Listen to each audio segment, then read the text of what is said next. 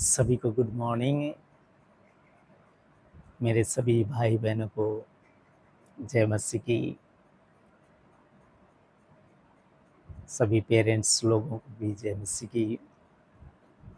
आज हम परमेश्वर का वचन आपके साथ साझा करने जा रहे हैं। भजन संहिता 82 दिन हो गए हैं। हमने अलग अलग भजन संहिता, जो पवित्र बाइबल में क्या क्या लिखा हुआ है, परमेश्वर ने क्या क्या कार्य किए, उनके बारे में आपके साथ वचनों को साझा किया। और आज 82 भजन संहिता आज क्या कहती है, इसके बारे में भी आप सुनेंगे। और ऐसे ही आप 150 दिन तक सुनेंगे, क्योंकि जो भजन पूरे हैं वो 150 हैं। तो हम अभी 82 पे पहुँचे हैं और 150 तक हम जाएंगे। तो आप हर दिन नए नए परमेश्वर के वचन को सुनते रहिए।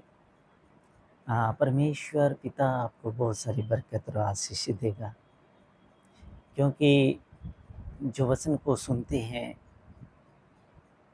उनके ऊपर में पवित्र आत्मा परमेश्वर भेजता है। परमेश्वर कहता है कि जो मेरा बच्चा होगा वो मेरे वचनों को सुनेगा, मेरी बातों को सुनेगा।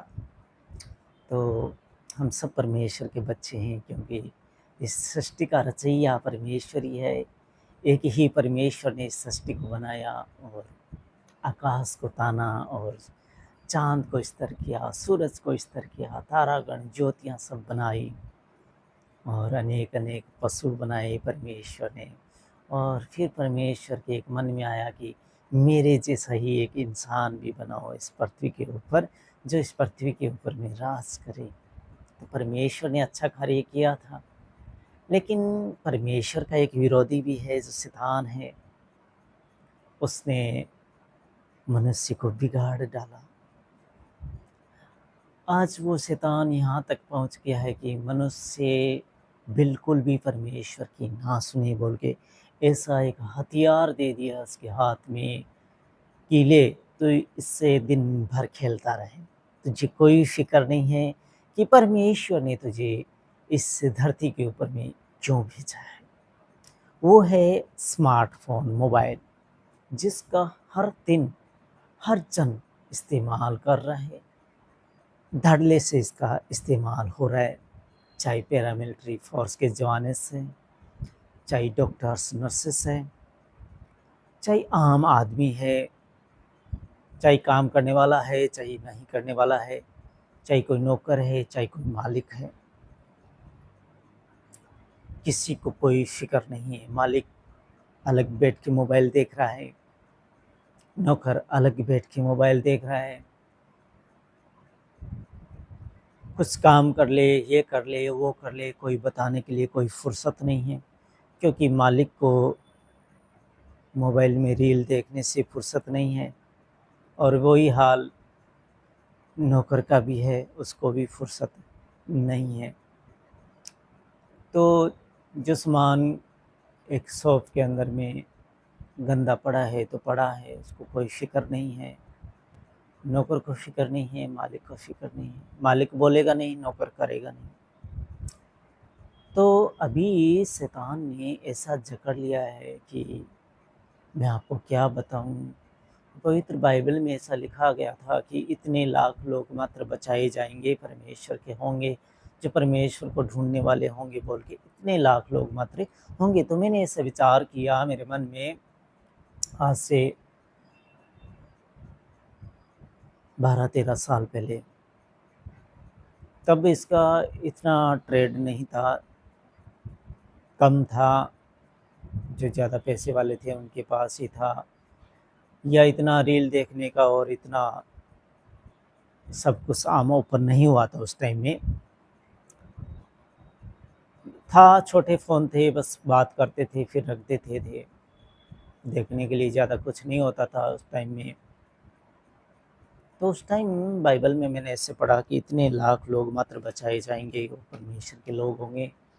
तो मैंने ऐसे विचार किया, क्यों इतने लोग केवल होंगे, क्योंकि इतना बड़ा संसार, इतनी बड़ी सृष्टि के ऊपर में इतना लाख लोग ही कैसे बचाए जाएंगे। तो आज जो प्रेज़ेंट सिचुएशन जो चल रही है, तो मैं अभी ये सोच उस टाइम ऐसा सोचा था कि क्यों इतने ही लोग बचाए जाएँगे, और आज जब प्रेज़ेंट सिचुएशन जो देख रहा हूँ, इसमें मैं अगर देख रहा हूँ, तो मैं कहता हूँ कि आने वाले सालों में तो क्या होगा मुझे पता नहीं है। लेकिन आज की प्रेज़ेंट सिचुएशन में मैं अगर देखता हूँ, तो मैं कहता हूँ कि परमेश्वर जितने लाख लोग तूने कहा कितने लाख लोग बचाए जाएँगे, वो भी बहुत काफ़ी है। क्योंकि आज कोई परमेश्वर को, पिता को ढूँढने वाला नहीं है। सब अपने-अपने फ़ोन में व्यस्त है। मॉम-डैड अलग फ़ोन में व्यस्त है, बेटा-बेटी अलग फ़ोन में व्यस्त है, घर के और प्रियजन गार्जियन है, वो अलग-अलग अपने-अपने कमरे में, अपनी-अपनी जगह पे व्यस्त हैं। तो ये बहुत ही रॉन्ग डिसीज़न है मानव जाति का।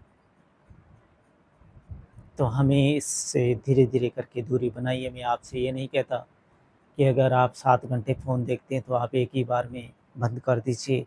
मैं कहता हूँ इससे धीरे-धीरे आप दूरी बनाइए। 1 घंटे तक संकल्प ऐसे कीजिए कि मैं 1 घंटे परमात्मा को याद करूँगा, मैं इसको नहीं देखूँगा। तो धीरे-धीरे आपके जीवन में एक परिवर्तन आएगा और एक आपको शांति मिलेगी। जो आप डिप्रेशन में आज इतने लोग जा रहे हैं, इस मोबाइल की वजह से जा रहे हैं, और डॉक्टर्स ये कह रहे हैं कि 2028 तक ये एक महामारी बन जाएगी। तो इस महामारी को बढ़ावा कौन दे रहे हैं? हम खुद दे रहे हैं। तो मेरी आप सभी से, जो चैनल के माध्यम से आप सुनते हैं, तो मैं आपसे यही अपील करता हूँ कि इसको आप जितना हो सके इसको छोड़ने की कोशिश कीजिए और परमात्मा को ढूँढने की कोशिश कीजिए। अगर हम परमात्मा की तरफ में एक स्टेप चढ़ेंगे, तो परमात्मा हमारे लिए हज़ारों स्टेप उतर के नीचे आएगा और हमें गले लगाएगा। तो आप इस मोबाइल का इस्तेमाल 1 घंटे के लिए बंद कीजिए और परमात्मा को धीरे-धीरे करके धन्यवाद दीजिए। आपको कोई नाम से ना पुकारना आता है, तो परमेश्वर को केवल धन्यवाद दीजिए कि पिता तेरा धन्यवाद, पिता तेरा धन्यवाद, पिता तेरा धन्यवाद। ऐसे संकल्प कीजिए आप, आपको बहुत शांति फ़ील होगी और इस मोबाइल से आप दूरी बनाइए। अगर आप खाना खाते हुए अगर फ़ोन देखते हैं, तो इसको दूर रख दीजिए और फिर खाना खाइए। अगर आप पिता को याद कर रहे हैं, तो इसको साइलेंट कर दीजिए 1 घंटे के लिए और पिता को याद कीजिए। मोबाइल में क्या मैसेज आ रहा है, मोबाइल में कौन-सी कॉल आ रही है, नहीं आ रही है, इसकी आपको बेफ़िक्र कीजिए और बेफ़िक्र होके परमात्मा को याद कीजिए। आपको बहुत सारी अटूट शांति फ़ील होगी। तो मेरी आपसे यही अपील है, हाथ जोड़कर मैं आपसे अपील करता हूँ कि इससे आप धीरे-धीरे करके दूरी बनाइए और जो वक़्त बचता है, उसको परमात्मा को दीजिए। क्योंकि हमारा यहाँ पर रेजिडेशन सर्टिफ़िकेट नहीं है, हम कुछ सालों के लिए यहाँ पर आए हैं और परमात्मा ये कहा है कि आप इस संसार में यात्री जानकर इस यात्रा को तय कीजिए। तो हम यहाँ के यात्री हैं, ना कि हम यहाँ पर फ़ोन देखने आए हैं। परमात्मा से पूछेंगे कि हाँ, यात्रा में क्या करके आया? ये काम करने के लिए बोला था। तो वो अगर हम काम नहीं करेंगे, परमात्मा को याद नहीं करेंगे और हम ऐसे ही सीधे के सीधे चले जाएँगे, जो हमारी आत्मा के ऊपर में जो दाग है उनको हम साफ़ नहीं करेंगे और ऐसे के ऐसे ही चले जाएँगे, तो परमात्मा हमसे कहेगा कि तुझे इन कपड़ों में ही तो भेजा था और इन कपड़ों के अंदर ही तू वापस आ गया, अब मैं तेरा क्या करूँ? तो वो हमें क्या करेगा? अनंत आग में डाल देगा। तो जो भी हमारी निंदा, चोरी, चुगली करने की, जो भी फ़ोन देखने की, ये सब आदतें हैं, इनको हम बदलें और परमात्मा को याद करें, ताकि परमात्मा हमारे जो ये कपड़े हैं मैले-कुचले, इनको धो सके। और कपड़ा क्या है? हमारी आत्मा जो इस शरीर के अंदर में बैठी है, उस आत्मा को हमें ये फिज़िकली शरीर दिया है, इसके कार्यों के द्वारा हम उसको साफ़-सुथरा कर सकते हैं। और वो कैसे करेंगे? वो हम परमात्मा को अगर याद करेंगे, तो परमात्मा हमें ऐसी-ऐसी सामर्थ्य और बुद्धि देगा, ऐसी ज्ञान और समझ देगा, जिसकी वजह से हम क्या होगा कि हमारा ये जो आत्मा पे जो भी दाग लगे हुए हैं, जो भी चोरी, चुगली, निंदा, ईर्ष्या, जो भी मोबाइल देखने के, ये सब साफ़ हो जाएँगे और हम एक निर्मल हिम के जैसे, बर्फ़ के जैसे सफ़ेद वस्त्र हमें मिल जाएँगे और हम परमात्मा के पास में अगर जाएँगे, तो परमात्मा बहुत खुश हो जाएगा और हमें एकदम से वहाँ पर मोहर मिल जाएगी और मोहर लग जाएगी कि ये लो आपका रेजिडेशन सर्टिफ़िकेट स्वर्ग में हमेशा के लिए। तो ना तो हमें जीना पड़ेगा, ना हमें कोई पक्षी बनना पड़ेगा, ना हमें कोई जानवर बनना पड़ेगा, क्योंकि अन्य धर्मों में ऐसा कहा जाता है कि 84 लाख जूनी काटने के बाद में मानव जाति का जन्म मिलता है। तो अगर 84 जूनी का हम अगर मानव जीवन प्राप्त किया है, तो क्यों फिर उसको हम मोबाइल देखने के अंदर में नष्ट कर रहे हैं?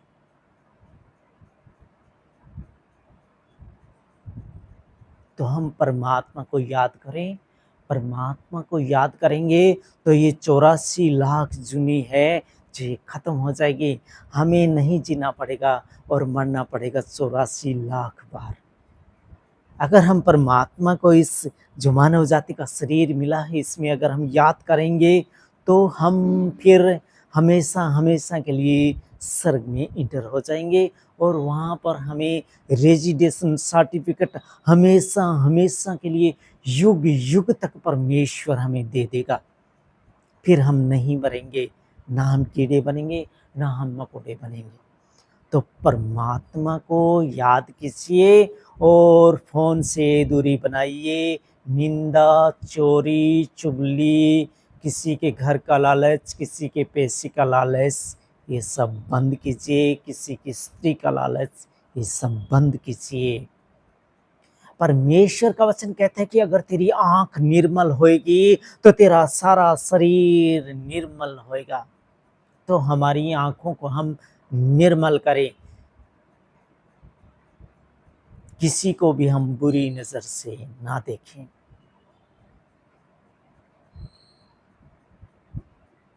अगर हम परमात्मा के बच्चे हैं, तो जो भी हमारे अंदर में जो भी इस आत्मा के ऊपर में दाग लगे हुए हैं, इनको हम धोएँ यहाँ पर। अगर हम यहाँ पर धोएँगे, तो फिर हम 84 लाख बार ना तो मरेंगे, ना हम 84 लाख बार जन्मेंगे। और हमें स्वर्ग में एंटर हो जाएँगे और हमें यो सर्टिफ़िकेट मिल जाएगा। फिर हम युग-युग तक फरिश्ते बनकर जिएँगे, क्योंकि हम परमेश्वर के वंश हैं। तो याद कीजिए परमेश्वर को, जिसने हमें रचा है, जिसने हमें यहाँ पर भेजा है। तो आइए हम चलते हैं परमेश्वर के वचन की तरफ। आज का वचन है भजन संहिता 82 अध्याय। यहाँ पर लिखा है, परमेश्वर की सभा में परमेश्वर ही खड़ा है। बहुत ही अटूट वादा परमेश्वर का कि परमेश्वर की सभा में परमेश्वर ही खड़ा है। वह ईश्वरों के बीच में न्याय करता है। वह ईश्वरों के बीच में न्याय करता है। जो भी जितने भी ईश्वर कहलाते हैं, उनके बीच में वह न्याय करता है, फैसला करता है। परमेश्वर पिता। तुम लोग कब तक टेढ़ा न्याय करते और दुष्टों का पक्ष लेते रहोगे? तुम लोग कब तक टेढ़ा न्याय करते रहोगे, दुष्टों का पक्ष लेते रहोगे, दुष्टों का पक्ष लेते रहोगे। कि दुष्टों का पक्ष तुम लोग कब तक लेते रहोगे? तो हमें दुष्टों का पक्ष लेना नहीं है, जो टेढ़ी चाल चलने वालों का पक्ष हमें लेना नहीं है। कंगाल और अनाथों का न्याय चुकाओ, दीन दरिद्र का विचार धर्म से करो। दीन दरिद्र का विचार धर्म से करो। जो कंगाल है, अनाथ है, कंगाल और अनाथों का न्याय चुकाओ, दीन दरिद्र का विचार धर्म से करो। धर्म से करो, सच्चाई से करो। कंगाल पर अत्याचार करने हमें नहीं है, अनाथों पे अत्याचार हमें करना नहीं है। कि इसका क्या है, इसके पीछे कोई नहीं है, हड़प लो, हड़प लो। हमें ऐसा हड़पना नहीं है। कंगाल और निर्धन को बचा लो। कंगाल को भी बचा लो और निर्धन को भी बचा लो। दुष्टों के हाथ से उन्हें छुड़ा लो। दुष्ट लोगों के हाथ से छुड़ा लो। जो गरीब मोहताज पीसा जाता है, कुचला जाता है, दबाया जाता है, उसे छुड़ा लो। अगर हमारे पास पावर है तो उसे छुड़ाने के हमें उसका न्याय धर्म से करना है, क्योंकि परमेश्वर देख रहा है। वे न तो कुछ समझते और न कुछ जानते हैं, परंतु अंधेरे में चलते फिरते रहते हैं। पृथ्वी की पूरी नींव हिल जाती है। वे न तो कुछ समझते हैं और न कुछ जानते हैं। जो ऐसा करते हैं वे न कुछ समझते हैं न कुछ जानते हैं, परंतु अंधेरे में चलते फिरते रहते हैं। अंधेरे में चलते फिरते रहते हैं। पृथ्वी की पूरी नींव हिल जाती है। मैंने कहा था तुम ईश्वर हो। मैंने कहा था तुम ईश्वर हो और सब के सब परम प्रधान के पुत्र हो। परमेश्वर खुद कह रहा है कि तुम ईश्वर हो। हमें ईश्वर कह रहा है, और हम ईश्वर होते हुए क्यों ऐसा काम करते हैं फिर?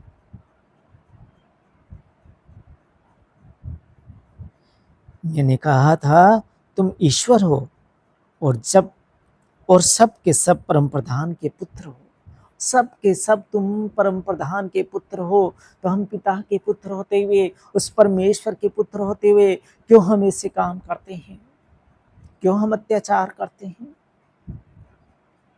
क्यों हम दबे हुए को दबाते हैं? जबकि परमेश्वर कहते हैं कि उन्हें छुड़ा लो, क्योंकि वो भी हमारे भाई बहन है, वो भी ईश्वर है।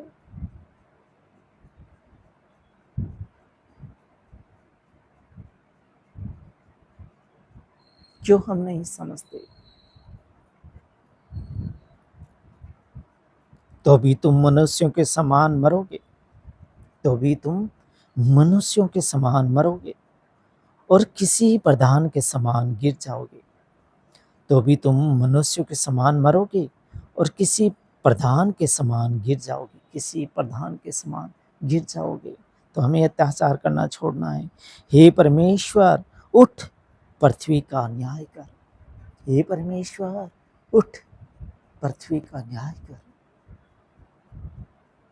क्योंकि तू ही सब जातियों को अपने भाग में लेगा। क्योंकि तू ही सब जातियों को अपने भाग में लेगा। तू ही सब जातियों को अपने भाग में लेगा। तो हम परमेश्वर को ढूंढे। परमेश्वर हमारा न्याय करेगा। तो हम खराई से चलें और अनाथों पे अत्याचार ना करें, कंगालों पे अत्याचार ना करें, दबे कुचलों पर अत्याचार ना करें, किसी की निंदा चुगली चोरी हम ना करें, किसी को पराया धन हम ना बटोरें, क्योंकि पराया धन बटोरने वाला उस तीतर के समान है जो चिड़िया के अंडों को सहती है। परमेश्वर का वचन कहता है कि ऐसा बटोरा हुआ धन किसके समान है? चिड़िया के अंडों के समान है। जो चिड़िया ने अंडे दिए थे, तीतर ने आके सोचा कि ये अंडे मेरे हैं। उसने उसको गरमाइश दी, उसको सहता रहा, सहता रहा, सहता रहा। जब अंडे में बच्चे चिड़िया के निकले तो तितर वहाँ पे हैरान हो गया कि ये क्या हुआ? ये तो बच्चे मेरे नहीं हैं। ये क्या हुआ? ये तो बच्चे मेरे नहीं हैं। तो ऐसे ही होगा अगर हम किसी का धन अत्याचार से हड़पते हैं। तो बच्चे जिनका धन हड़पा है उन्हीं के निकलेंगे, उन्हीं के वंश बढ़ेंगे। जिन्होंने हड़पा उनका नहीं बढ़ेगा, उनके हाथ में कुछ नहीं रहेगा। परमेश्वर न्याय करेगा। खुदा आप सबको बरकत और आशीष दे। आमीन।